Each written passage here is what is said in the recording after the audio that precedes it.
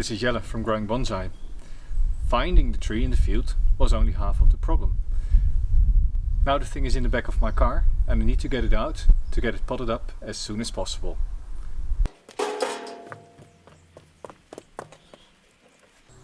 Before I start working on the roots, I make sure I have everything ready for the potting.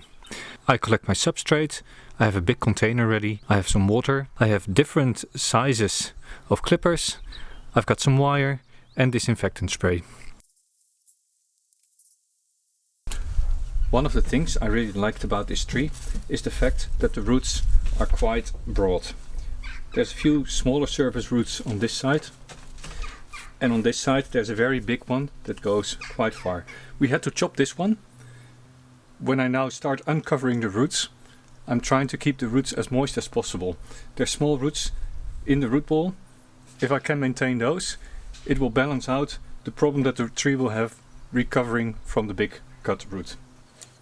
Let's get started.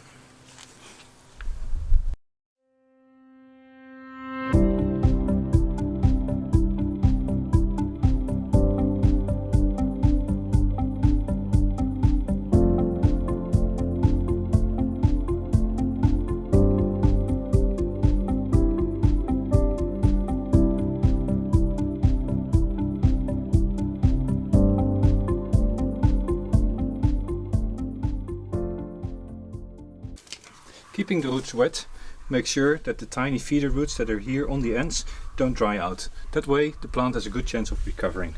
Now it is a matter of looking at the roots and removing sharp cut ends. Here there's a nice side root and I can remove this.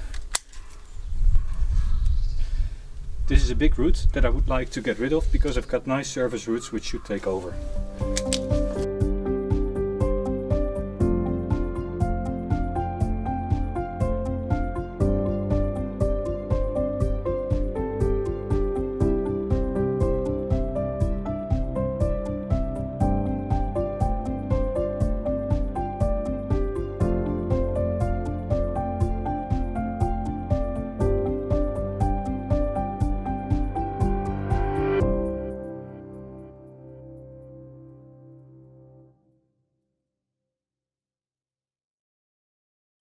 I'd like to get as much soil away from the trunk, because this way I keep oxygen near the trunk, which will help recovery and building of new roots.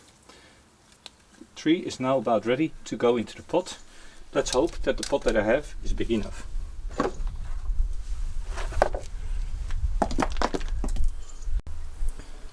It will need a little bit of gentle coaching to get all the roots below the surface, but it seems that the pot is exactly the right size for this tree.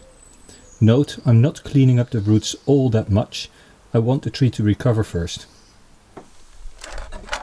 I've run some wires through holes in the bottom of the pot. Start potting by adding substrate.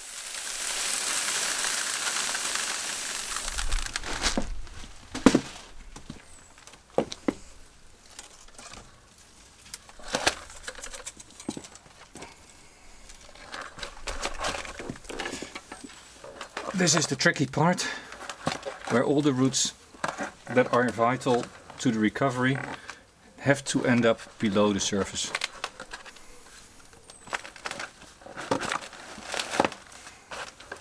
This means I might have to bend the pot a little bit, but that's okay at this stage. But that is okay at this stage.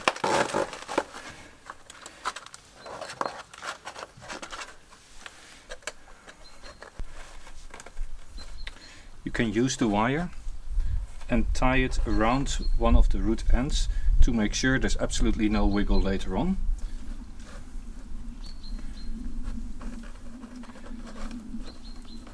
Let's see whether it wants to go below. Yes, it does.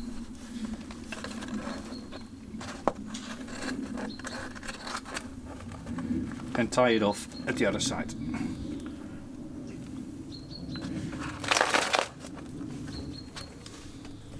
Same thing here.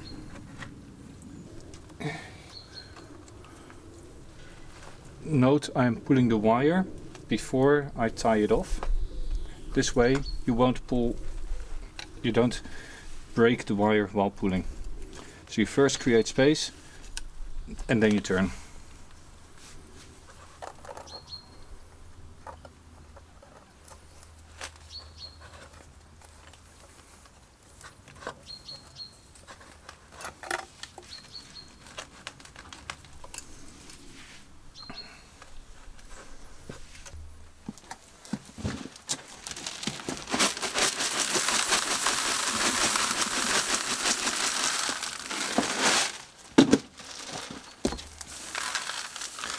soil I'm using is quite coarse. I do this on purpose because it allows more oxygen to reach the roots, facilitating recovery from this operation. I'm going to fill this pot up all the way to the rim, so that all these young feeder roots here on the top and here get a chance to root.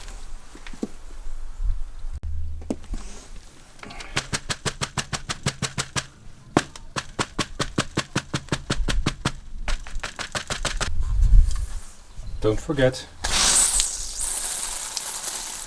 water the tree very well after potting it up.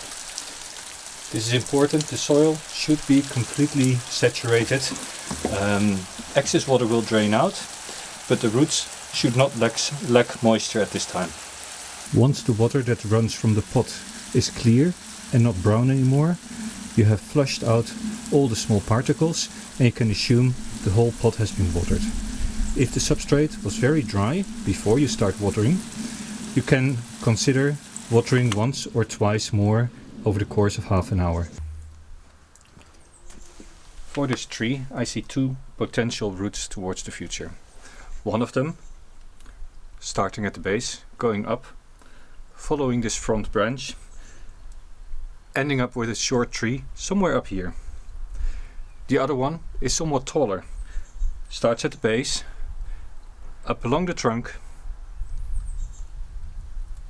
taking this branch as the new trunk, ending somewhere up here, making a bit of a taller tree. That means that quite a few of the branches of this tree will need to be removed. Trees that you buy from a grower's field have often been pruned multiple times. However, this pruning is not done specifically for bonsai. It is mainly to increase denser branching, and therefore you will need to work on these branches quite a bit before they become a bonsai. This plant, however, has just been removed from the ground and is not very strong, so I'm not going to make any final cuts. The only thing that I will do, I will remove a big branch in the back to reduce the pressure on the roots, but I'm not going to remove it all the way to the trunk. I'm going to leave one of the side branches and just remove a big part of the canopy.